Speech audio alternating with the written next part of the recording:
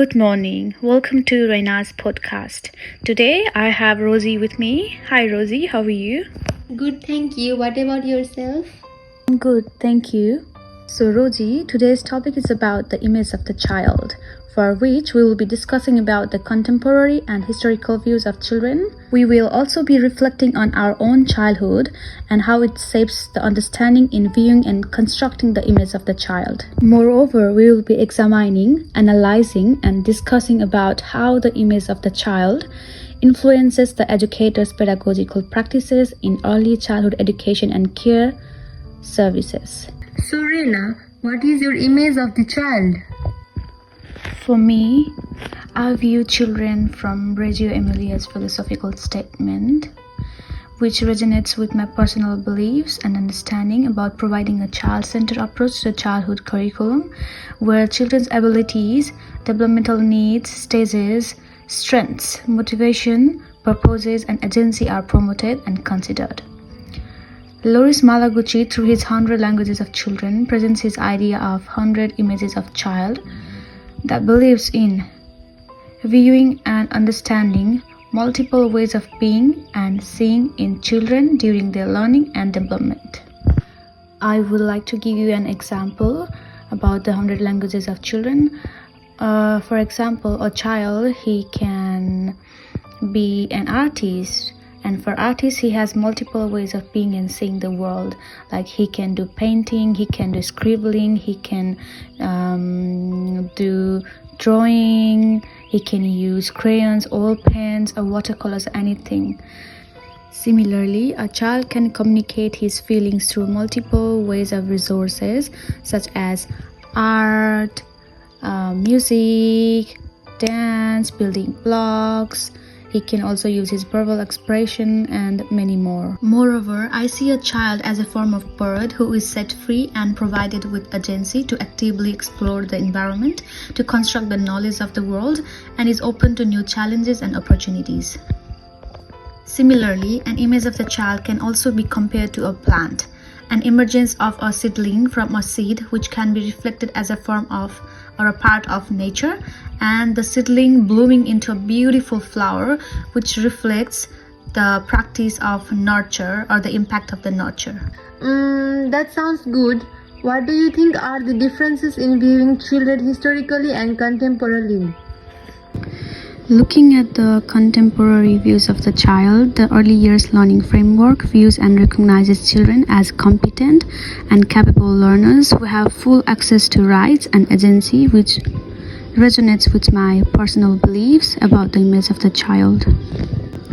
Similarly, the United Nations Convention on the Rights of the Child also considers child as a competent, active, and rights-bearing individual with their full rights, dignity, and voices to be heard on issues impacting their life through Article 12, and recognition as active recipients within a particular context like access to education, play, participation, and decision-making process through the comprehensive framework.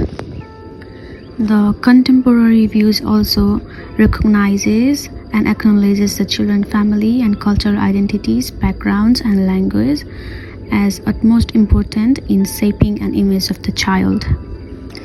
In addition, Vygotsky, through his sociocultural theory, states that the social interaction with the more knowledgeable others plays a crucial role in shaping a child's image and acquiring their cultural identity, values, beliefs, and personal solving skills through an engagement in a communication. In addition, the more knowledgeable others, who can be children's families, educators, or caregivers, have a high implication in promoting children's competence and agency through scaffolding and understanding the zone of proximal development. I would like to give you an example. During the initial stages of riding a bicycle, a child is recognized to be capable of learning to ride regardless of their exceptionalities, encouraged, guided, instructed, and supported while riding till they master the riding skills rather than pushing the bicycle for the child's easiness. In addition, supervising, monitoring, demonstrating, and holding the bike to maintain the balance can also be done to foster their zone of proximal development, which increases their competency. The images of children and constructs of their childhood keep changing with certain period, where the emergence of new images of the children poses challenges to the older images, which therefore reflects their wider societal changes and concerns to the early childhood education and care system and policies. Looking at the historical view, Woodrow through her article mentions that children previously were considered passive and dependent recipients who were deprived of active exploration of the environment in constructing their knowledge, and they were taken as a form of tabula rasa, which means children during or at birth had no innate ideas or inherent capacities, or were considered as a clean slate and meant to acquire knowledge from experience and perception. Similarly, children were taken as innocent individuals who needed to be protected and safeguarded, which then limited their access to open to new challenges and risk-taking activities and suppressed their resilience, creativity, and critical thinking skills. Likewise, children were taken as a threat or monster, and rewards were given for their behavioral issues, which established the educator's role as dominant through power and authority. In addition, children were taken as an embryo adults, where they were prepared and invested for the future, considered a future citizen, and their childhood was framed, which then gave rise to the reproduction of power relationships. Woodrow hence suggests a need for reorientation and re-examination of the understanding of the image of the child and their childhood through contemporary development in early childhood education to eliminate or modify the problematic historical misconceptions that might constrain early childhood curriculum.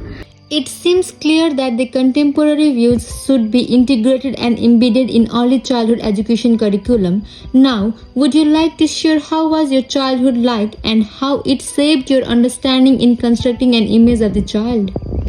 Reflecting on my own childhood, I was born and raised in a joint family where I got to experience and build various connections and relationships with my family, which was a foundational stage of my learning process and development, through which I developed a sense of identity, effective communication skills, and a strong sense of social, emotional, and mental well-being, which is also stated in the early years learning framework, Learning Outcome 1, 5, and 3. Adding to it, I got to acquire social intelligence and knowledge about my cultural values, beliefs, and problem-solving strategies through collaborative and cooperative social interaction with the more knowledgeable others of my extended family members. Likewise, I started helping my grandmother in households by cutting vegetables and cooking at a very early age. It might be around when I was 5 to 6 years. I did it under her supervision, which reflects the promotion of practice of risk-taking and openness to new challenges, which then recognized my abilities, promoted my agency, and enhanced my competence. Similarly, my grandmother used to take me to the rice and paddy fields, where she demonstrated to me the techniques, encouraged and instructed me to plant the rice and paddy seedlings in the fields, which kept me connected to the natural world, through which I built respect, care for the environment, and developed a feeling of sustainability. Similarly, my parents always encouraged me to participate in various social programs and activities like dancing, singing, quiz and debate competitions, arts, hosting drama class, and many more, which again reflects Reggio Emilia's approach. However, my schooling years was based on structured and rote learning, which again reflected the historical views as I mentioned earlier, and that is the thing that made me realize the necessity of modifying the curriculum through the critical reflection, re-examination, and reorientation of my own experiences. It was a bit of discussion for today, but I still got one more question for you. What and how do you think your image of the child influences your pedagogical practices in early childhood education and care sector at the present and in the future? I believe before implicating any pedagogical practices, it is necessary to critically reflect on the image of the child, which involves examining the understanding and experiences in a closer way and through a diverse perspective, and systematically evaluating an influence of our own practice as an early childhood educator. Reflecting and connecting back to the Piaget's theoretical perspective of the image of the child, educators should focus on the developmental stages of children and providing the learning environment and activities related to the age group. For example, an infant should be provided with the sensory and perceptual activities. Similarly, reflecting back to the Vygotski's sociocultural theory, educators can use the teaching strategies such as scaffolding and act as a more knowledgeable others in assisting children's learning. Similarly, they can also promote children's multiple forms of expression by providing diverse resources, child-led and inquiry-based practices, and engaging them in collaborative learning and social interaction. Overall, children should be viewed as capable, competent, and unique individuals. I'm glad to learn more about today's topic. Thank you for your time. See you guys in next podcast. Bye.